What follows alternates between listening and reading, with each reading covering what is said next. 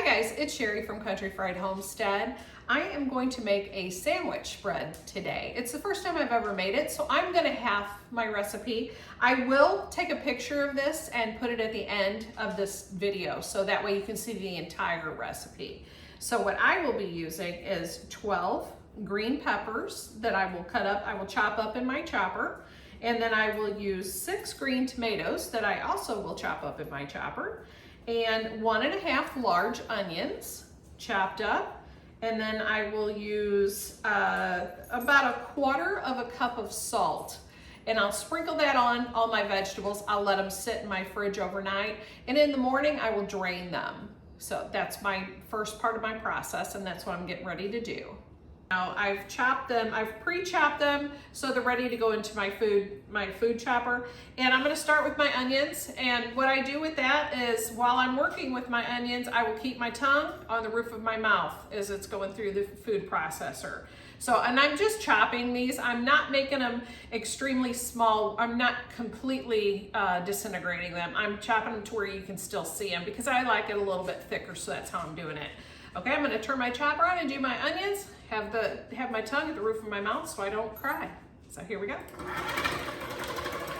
Okay. Now that I've got all my onions cut up, I put them in my pot. They're ready to go. They're all cut up, ready to go. Just poured them on in. Now I will do my green tomatoes the same way. Just start my chopper, put it in, and I do have a handy dandy push down for it. Open the lid and pour these in. Add them just with my onions. They can go right in with them. And they're all chopped up nicely too. And they have just a little bit of juice in them, and I go ahead and put that in there with it. Ready for my green peppers. Put those in.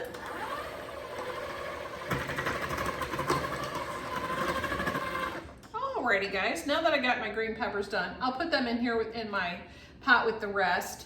My vegetables are all cut up and ready to go into the fridge. I just gotta sprinkle my salt on. And I will stir the salt in. I will stir the salt all in. And I will put this in my refrigerator overnight. And then I will come back to it in the morning. And then I will make the sandwich spread. But this does have to sit overnight in the fridge. So all that salt can work on those veggies and get all the extra liquid out of them. Okay guys, I'm back and it's next day and I have drained off all the juice from my veggies. And now what I'm gonna do, I just put that in a colander and I shook it real good to make sure that all the juice was out of my veggies. So now what I'm gonna do, I will be adding in, let's see, I'm gonna add in 1/2 of a pint of mustard, and that is 1 cup. I'll be putting that in. And next up, I have 1.5 cups of sugar. I have measured that out already. I'll sprinkle that in. And then I will be using 1/2 quart of vinegar, which is 2 cups. I'll put that in. And then I will take I have 2 tablespoons of flour and 1.5 teaspoons of celery seed. I'll put that in, and then I'll stir this, and I will put this on my stove, and I will let it simmer.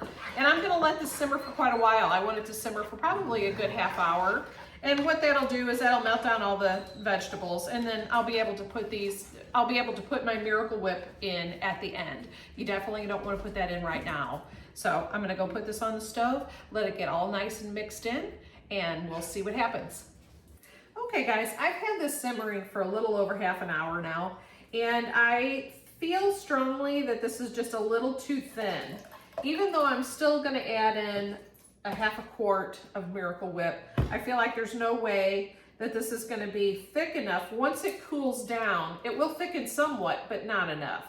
So what I'm gonna do, I'm gonna tweak this recipe because I want this to turn out good.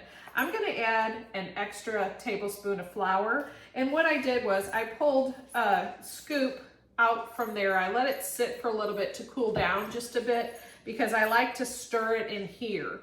So I'm gonna put my extra tablespoon of flour into my little mixture that I pulled out of the container there, and I'm gonna stir it up nice and get all of the little lumps out by stirring it real quickly with a fork. And as soon as all of my little lumps are out of there, I will add this in to my big container and it will all blend nicely. Now that I've added that extra tablespoon, I feel like that'll probably be enough flour to make this thick enough for me that I'll be happy with the recipe. So what I'm gonna do is I'm gonna put this back on the stove and I'm gonna let it sit on there for another probably 15 minutes at least. So that way that flour can incorporate and thicken this up just a bit because I feel like it really needs to be a little thicker. It's been about 15 minutes that this has been on the stove and I have a much better consistency. I'm glad I did put the other tablespoon of flour in there because now with it being really hot, I have kind of a gravy. I want to say it's like a gravy consistency now, and that'll be fine. When this cools down, it will thicken pretty substantially. I'm gonna let this sit for at least a half an hour, probably 45 minutes, because what I'm gonna do next is put in my Miracle Whip, and I do not want the Miracle Whip to cook whatsoever. So I'm gonna let this cool down. This is ready to go now. It's all been sitting for a good half hour, I'd say, and it's definitely cool enough for me to touch the sides of the pot, so I know we're ready to go. I can put the Miracle Whip in now, and it's 2 cups, or half of a quart. Go ahead and put that in. And all I have to do now is stir this in, and then it'll be ready to go. I'll be able to use this for sandwiches, and it says it's a sandwich spread, and I hope it tastes just as good as I'm hoping it does, because it does smell really good. So as I stir it in, you can see that it definitely changes the color, makes it a little more white, a little bit more like Miracle Whip with a little bit of green in there because of the tomatoes and the peppers. And I'm just gonna continue stirring it. But this is about the color of it, and I do like the consistency, because when I get this all put in and I get it all stirred in really well, it's gonna be perfect when it cools down. It'll be just what I need to put on sandwiches for a good sandwich spread. So it has completely cooled. I've been able to put all of my sandwich spread into my jars, and I have already sealed them with wax, with paraffin wax.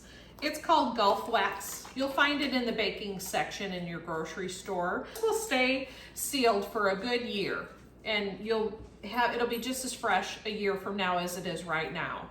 So I hope you make this and I hope you enjoy it. And I think you're gonna really like it. It's very different. It's a lot more different than I thought it was gonna be.